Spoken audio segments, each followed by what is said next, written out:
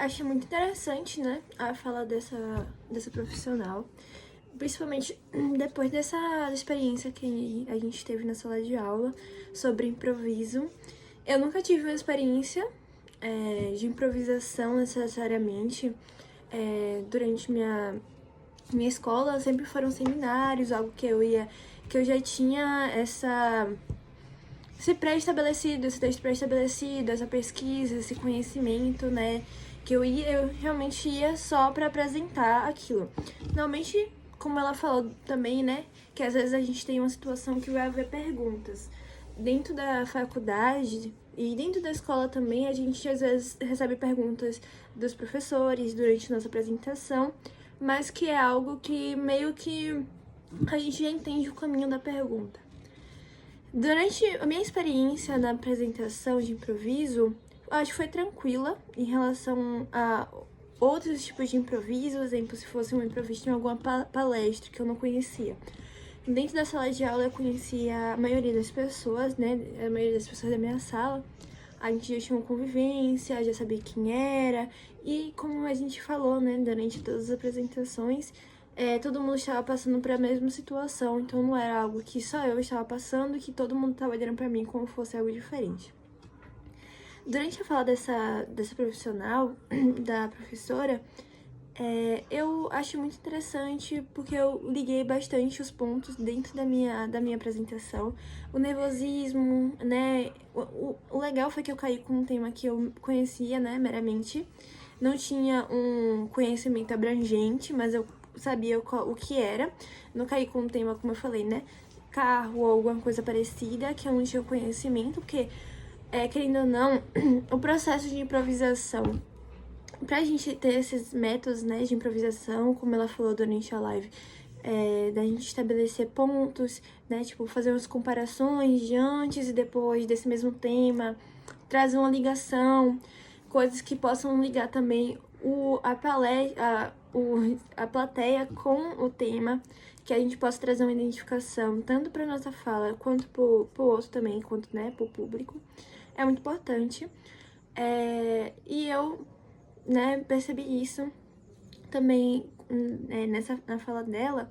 Ela fala sobre a gente conseguir trazer uma linha de raciocínio dentro desse tema.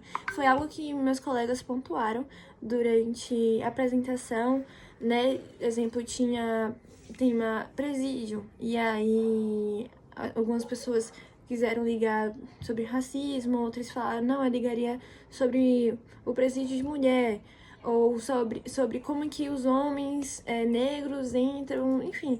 Achei interessante também, né, da gente poder pegar aquele tema e a gente direcionar pelo onde a gente tem mais conhecimento, onde a gente consegue mais se direcionar, porque trazer vários conteúdos daquele tema, a gente pode até conhecer, mas eu acho que traz uma dificuldade da gente conseguir uma linha de raciocínio fixa, né, que a gente não se perca no que a gente quis trazer para a plateia, porque a gente pode, a gente mesmo se perder e a plateia também não compreender o que a gente quer passar.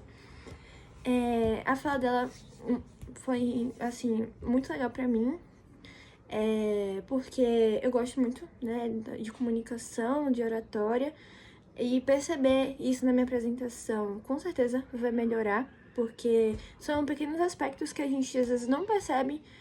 Como eu falei, foi tranquilo pra mim, mas que nas próximas vezes, quando eu tiver em uma situação mais difícil, né, que tiver uma situação mais complicada, que eu tiver uma entrevista de emprego, que eu não saiba como responder aquilo na hora, como mexer os meus pauzinhos, pra responder aquilo da forma correta, né, a forma correta seria conseguir ter uma linha de raciocínio fixa, como eu falei. E ela também falou sobre a questão de agradecimento, né? Quando ela recebeu um prêmio e ela foi agradecer. Eu pensei, quando ela falou de agradecimento, eu pensei quando a gente faz discursos em aniversários, que normalmente a gente não sabe o que dizer, né? Normalmente a gente não sabe o que falar, fica enrolando, fica, eu agradeço e tal. A gente não sabe o que dizer, porque mesmo que a gente conheça aquele ambiente, mesmo que sejam pessoas conhecidas, a gente ainda se sente muito envergonhado, porque é uma improvisação. Então, o improviso, ele deixa a gente muito nervoso, por isso que é bom a gente sempre estar exercitando isso. É a melhor forma da gente conseguir uma boa oratória, um bom improviso, seria o exercício e também da gente identificar pontos que a gente tem algumas falhas ainda e melhorar isso de uma forma que a gente se sinta bem, para que nas próximas vezes seja coerente e seja mais tranquilo também, né? Pra gente não ficar muito nervoso.